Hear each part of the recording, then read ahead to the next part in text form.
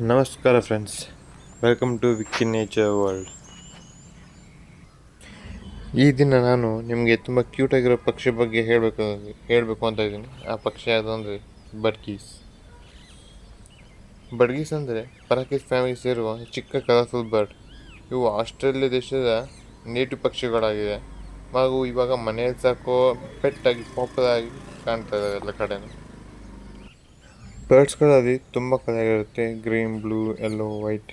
ಇವು ಮನೆಗೆ ತುಂಬ ಕಲರ್ಫುಲ್ಲಾಗಿ ಕಾಣುತ್ತೆ. ಸೊ ಹೆಚ್ಚಾಗಿ ಇದು ಒಂದು ಎರಡು ಅನ್ನೋದಕ್ಕಿಂತ ಒಂದು 10 ಪೇರಷ್ಟಿದ್ರೆ ನೋಡೋಕೆ ತುಂಬ ಬ್ಯೂಟಿಫುಲ್ಲಾಗಿ ಕೂಡ ಕಾಣುತ್ತೆ.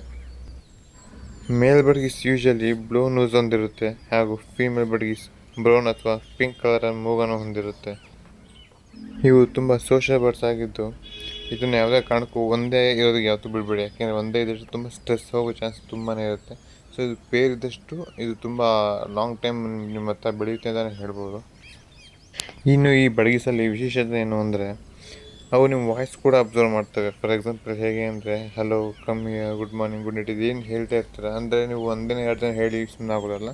ಎಲ್ಲರೂ ಕಂಟಿನ್ಯೂಸ್ ಆಗಿ ಒಂದು 1 ವೀಕ್ ಆರ್ 2 ವೀಕ್ ಹಿಂಗೆ ಕಂಟಿನ್ಯೂಸ್ ಆಗಿ ಗುಡ್ ಮಾರ್ನಿಂಗ್, ಹಾಯ್, ಹಲೋ ಈ ಥರ ಮಾತಾಡ್ತಾ ಇದ್ದೀವಿ. ಅದೇನಾಗುತ್ತೆ ಅಂದರೆ ಓಕೆ ನಿಮ್ಮ ವಾಯ್ಸ್ ತುಂಬ ಚೆನ್ನಾಗಿ ಅಬ್ಸರ್ವ್ ಆಗುತ್ತೆ. ಇದು ನಿನ್ನ ವಾಯ್ಸ್ ಕೇಳಿದ್ರೆ ಈಸಿಯಾಗಿ ಅವ್ರ ಕಂಡುಹಿಡ್ತವೆ ಇದು ಇವ್ರದೇ ವಾಯ್ಸ್ ಅಂತ.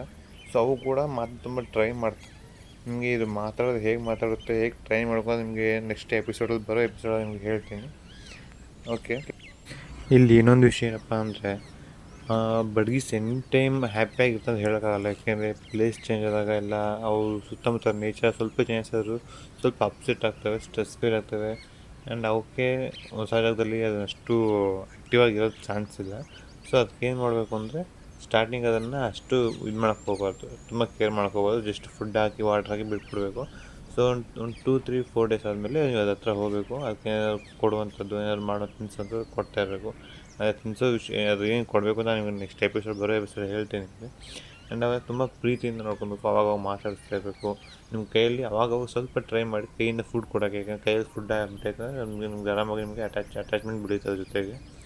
ಆ್ಯಂಡ್ ಅದರಲ್ಲಿ ಇನ್ನೊಂದು ವಿಷಯ ಏನಂದರೆ ನೀವು ಅದನ್ನು ಎಷ್ಟು ಕೇರ್ ಮಾಡ್ತೀರಲ್ಲ ಅದೇ ಥರ ಕೇಜ್ನೂ ಕೂಡ ನೀಟಾಗಿ ಕ್ಲೀನಾಗಿ ಇಟ್ಕೊಬೇಕಾಗುತ್ತೆ. ಯಾಕೆಂದರೆ ಕೇಜ್ ತುಂಬ ಎಷ್ಟು ಇಂಪಾರ್ಟೆಂಟ್ ಅಂದರೆ ಅವಕ್ಕೆ ಸ್ಮೆಲ್ ಕೂಡ ಅಷ್ಟೇ ಅವು ಅಷ್ಟೇ ಗಲೀಜು ಮಾಡಬೇಕು, ಅಷ್ಟೇ ಕ್ಲೀನ್ ಮಾಡ್ತಾ ಇರಬೇಕು. ಅವಾಗಷ್ಟೇ ಅವು ಕಂಫರ್ಟ್ ಫೀಲ್ ಆಗ್ತವೆ. ಕಂಫರ್ಟ್ ಫೀಲ್ ಆಗೋಕ್ಕೆ ಸಾಧ್ಯನೇ ಇಲ್ಲ. ಓಕೆ ಫ್ರೆಂಡ್ಸ್, ಇವತ್ತು ಇದಿಷ್ಟು ನೋಡ್ಕೊಳ್ಳಿ. ಐ ಥಿಂಕ್ ನೆಕ್ಸ್ಟ್ ಎಪಿಸೋಡಲ್ಲಿ ನಿಮಗೆ ಒಂದು ಸ್ಟೆಪ್ ಬೈ ಸ್ಟೆಪ್ ಯಾವ್ಯಾವ ಎಷ್ಟು ಫೀಡ್ ಮಾಡಬೇಕು, ಅದನ್ನು ಹೇಗೆ ನೋಡ್ಕೋಬೇಕು, ಆ್ಯಂಡ್ ಅದರಲ್ಲಿ ಯಾವ್ಯಾವ ಜಾತಿ ಥರ ಇರ್ತವೆ, ಯಾವ್ಯಾವ ಥರ ಡಿಸೈನರ್ ಇರ್ತವೆ, ಆ್ಯಂಡ್ ಯಾವ ಕಾಯಿಲೆ ಬಂದರೆ ಯಾವ ಥರ ಬಿಹೇವ್ ಮಾಡ್ತವೆ ಅಂತ ನಿಮಗೆ ಬರೋ ಎಪಿಸೋಡಲ್ಲಿ ನಿಮಗೆ ಹೇಳ್ಕೊಡ್ತೀನಿ. ಸೊ ಇಷ್ಟ ಆದರೆ ಲೈಕ್ ಮಾಡಿ, ಫಾಲೋ ಮಾಡಿ ಆ್ಯಂಡ್ ಸಬ್ಸ್ಕ್ರೈಬ್ ಮಾಡಿಕೊಡಿ. ಧನ್ಯವಾದಗಳು.